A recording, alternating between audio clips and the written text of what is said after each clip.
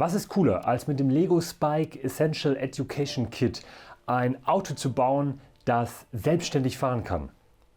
Genau, mit dem LEGO Spike Essential Education Kit ein Auto zu bauen, das man mit dem Controller steuern kann. Und wie das funktioniert, weil es ist ein bisschen tricky, erfahrt ihr in diesem Video.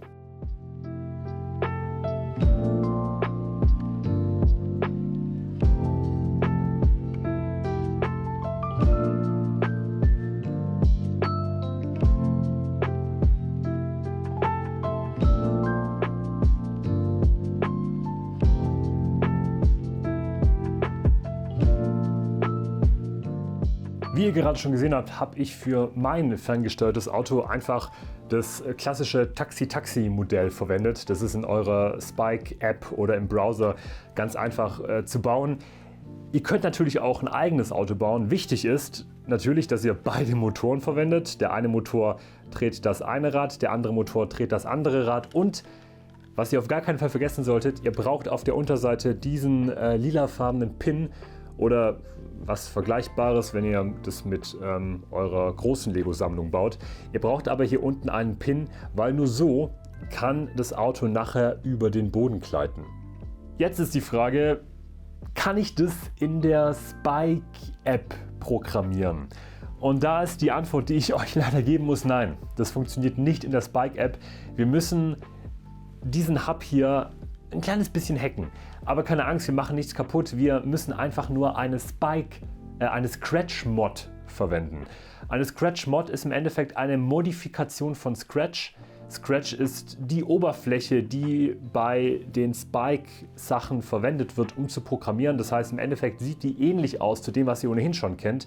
Aber welche Scratch-Mod wir verwenden müssen und wie das Ganze dann aussieht, das zeige ich euch jetzt.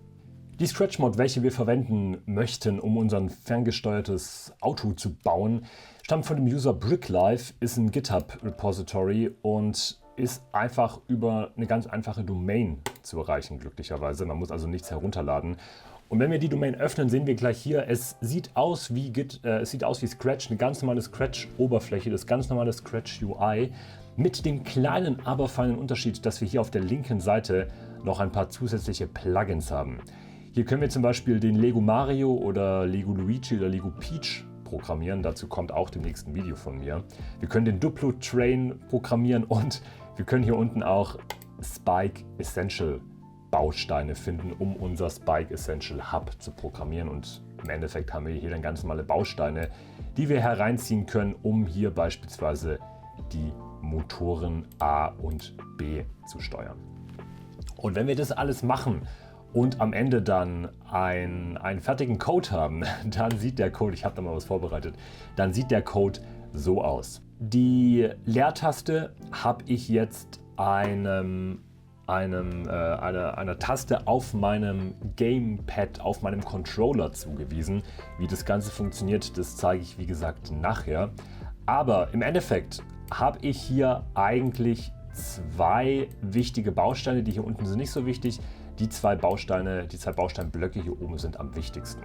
Wir müssen nämlich jeden Motor einzeln steuern, weil wir wollen ja Kurven fahren und die einzige Möglichkeit, um beim Spike Essential Roboter, wichtig, beim Spike Essential Roboter Kurven zu fahren, ist es, dass wir sagen, ey, das eine Rad dreht sich zu einem Zeitpunkt langsamer als das andere Rad. Bedeutet, wenn ich zum Beispiel den Pfeil nach rechts drücke, das sehen wir hier, ich habe hier oben zuallererst gesagt, ey, der Motor A soll grundsätzlich auf 30% laufen, Motor B soll ebenfalls grundsätzlich auf 30% laufen.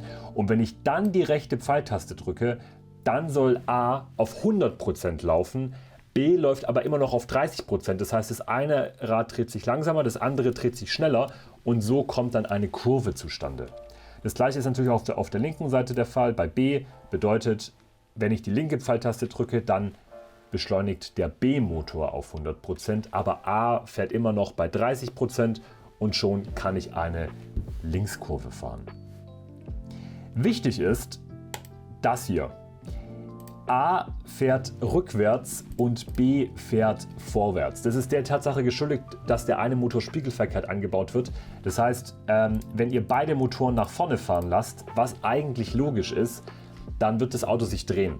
Das heißt, ein Motor muss sich nach hinten bewegen, der andere muss sich nach vorne bewegen, je nachdem, wie ihr das Ganze verkabelt habt und je nachdem, welcher Motor von euch sich auf welcher Seite befindet. Das ist ein bisschen tricky, aber logisch ist es irgendwie schon. Und hier unten habe ich noch eine ganz einfache Falls-Klausel eingeführt. Falls die X-Taste gedrückt wird, soll das Ganze stoppen. Das heißt, ich habe noch eine Bremse hinzugefügt. Was man natürlich auch noch machen kann, ist, man kann auch noch sagen, ey, ich möchte auch, dass das Ganze nach hinten fährt, also rückwärts fährt. Da müsst ihr eigentlich nur diese Pfeile umdrehen. Das heißt, A fährt hier vorne nach unten, hier fährt A dann nach oben und B fährt hier nach oben, fährt hier dann nach unten. Das heißt, logischerweise habe ich dann einen Rückwärtsgang. Weil ich im Rückwärtsgang das Auto nicht wirklich so krass lenken wollte, habe ich einfach den Speed ein bisschen höher gestellt auf 50. Hier wird man nur sehr schwer Kurven fahren können, aber der Rückwärtsgang ist dann halt einfach ein bisschen schneller und man kann minimal kontrollieren, wenn man will. Und hier unten habe ich dann auch wieder eine Falls-Dann-Klausel eingebaut, dass ich das alles mit der X-Taste bremsen kann. Und wenn man möchte, könnte man natürlich sagen, ey, ich hätte noch voll gerne so einen kleinen Boost und den Boost habe ich dann hier hinzugefügt und habe gesagt, ey, wenn ich die H-Taste drücke, dann soll ein Hubgeräusch abgespielt werden. Das ist der Code, den wir brauchen, um dann am Ende auch mit unserem Auto fahren zu können. Und wie ihr jetzt das hier mit einem Controller steuern könnt, zeige ich euch jetzt. Okay, ihr habt den Code gesehen, ihr habt den Code jetzt ebenfalls in der BrickLife Scratch Mod programmiert und jetzt geht es darum, wie verbinde ich jetzt mein Spike Hub mit meinem Laptop, mit meinem Computer, um das Ganze steuern zu können. Und dafür braucht ihr zuallererst die Software Scratch Link. Scratch Link ist eine Software, die ist von Scratch, also von dem Anbieter, von dem alles irgendwie ist, was wir hier programmieren. Und Scratch Link ist komplett kostenlos und komplett sicher. Der Link ist in der Beschreibung. Das heißt, ihr müsst euch zuerst Scratch Link herunterladen, installieren, dann Scratch Link starten, dann die Bluetooth Connection von eurem Computer starten und dann müsst ihr in der BrickLife Mod das hier drücken und dann einfach den Anweisungen auf dem Bildschirm folgen und euer Hub sollte sich ohne Probleme mit eurem Computer verbinden. Und wie ihr jetzt einen Controller verwendet, um euer Auto zu steuern, zeige ich euch jetzt. Ich zeige euch das Ganze jetzt mal wirklich nur am Windows-Rechner, weil ich vermute, dass der Windows-Rechner der Rechner sein wird, wo die meisten von euch das Ganze machen werden. Natürlich für macOS gibt es ebenfalls eine Software, die packe ich auch in die Beschreibung, aber auf einer Windows-Microsoft-Oberfläche werden die meisten von euch das vermutlich machen. Ihr braucht das Programm Anti-Micro-X, der Link ist in der Beschreibung und wenn ihr das Ganze heruntergeladen und installiert habt, dann begrüßt euch dieses Fenster hier. Und ihr seht hier oben Xbox 360 Controller. Mein Controller wurde bereits erkannt, der ist einfach mit einem USB-Kabel an meinen Rechner angeschlossen. Mit Bluetooth würde das genauso funktionieren.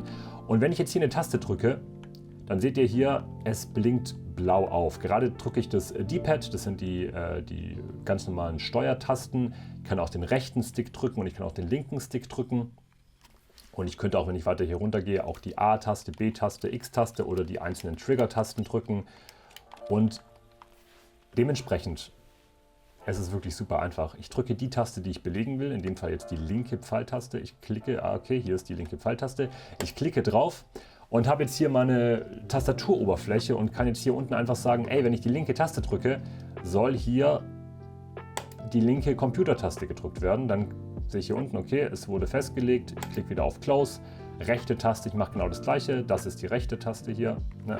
So, hier, das ist die rechte Taste hier. Ich klicke auf die rechte, sage, das soll nach rechts gehen, ebenfalls hinzugefügt. Und dann kann ich noch sagen, ey, wenn ich die X-Taste drücke, dann soll die X-Taste gedrückt werden. Und wenn ich die A-Taste drücke, dann soll die A-Taste gedrückt werden. Und jetzt bin ich im Endeffekt schon bereit, mit meinem Controller hier zu arbeiten, weil, ich zeige es euch mal als Beispiel, ich drücke gerade nur die Controller-Buttons. Ich drücke gerade den X-Button, ich drücke gerade den A-Button. Ja, jetzt habe ich nicht mehr genug Platz. Jetzt kann ich hier auch mit dem Mauscursor nach rechts und nach links wandern. Und so kann ich jetzt einfach sagen, hey, ich verbinde mein ferngesteuertes Auto mit meinem Projekt, mit meinem Computer und dann steuere ich das mit meinem Controller, weil der Controller ja mit meinem Computer verbunden ist und wenn ich hier Tasten drücke, dann erkennt mein Computer das als Input. Mein Computer weiß, wenn ich jetzt hier den X-Button drücke, dann soll die X-Taste gedrückt werden.